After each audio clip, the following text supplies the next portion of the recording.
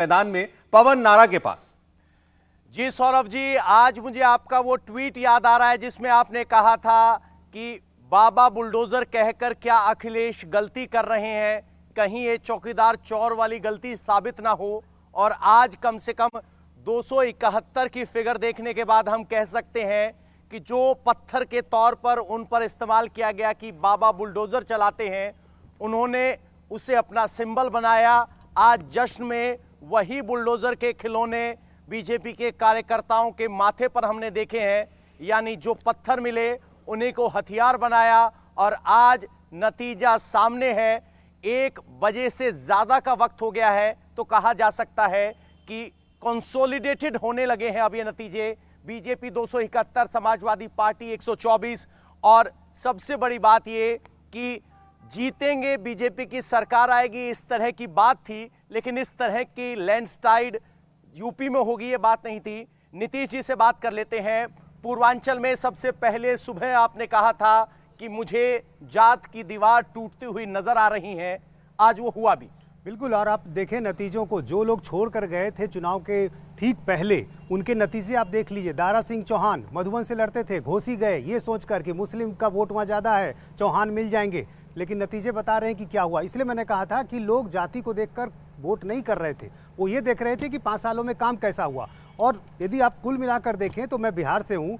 नीतीश कुमार जब 2005 में मुख्यमंत्री बने थे और 2010 के चुनाव में जब वहाँ पर बीजेपी जेडीयू की एनडीए सरकार जा रही थी, लॉ एंड ऑर्डर को लेकर जो लोगों की सोच थी, जो चेंज अचानक आया था 5 सालों में लालू राज से, उसको लेकर जो एक आकर्षण था, वैसा ही आकर्षण यहाँ पर दिखाई दे रहा है। और इस नाते कहें कि MY जो है उनका, उस पर मोदी और योगी, इनका MY जो है बीजेपी का भारी पड़ा है। मोदी योगी भारी पड़े, इसमें एक तस्वीर हमें यह भी समझनी होगी कि मोदी ने कहा था योगी उपयोगी है, और जब जनता के सामने 2 विकल्प थे, योगी और अखिलेश का, तो जनता यहां योगी को चुनती हुई नजर आई है।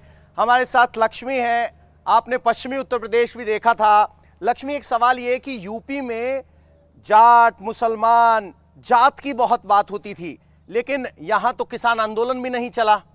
किसान आंदोलन का केंद्र बिंदु यह माना गया, तो क्या समझा जाए, कौन सा मुद्दा है जो चला है?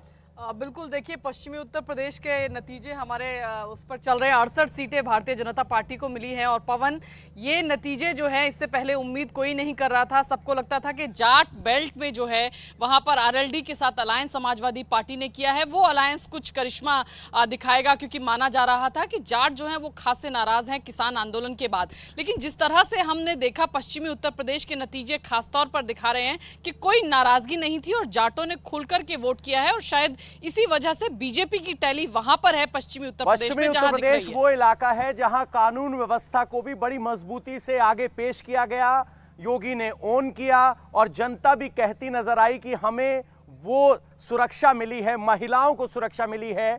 हम जब खुद RLD की बेल्ट में घूम रहे थे, जहां नौजवान जयंत की बात कर रहे थे, वहीं उनके परिवार ये दावा कर रहे थे, महिलाएं कह रहे कि ये सब नादान है, जो हमें आजादी मिली है, यानी देर शाम तक घर से बाहर रहने की आजादी, वो बहुत बड़ा फैक्टर साबित हुई।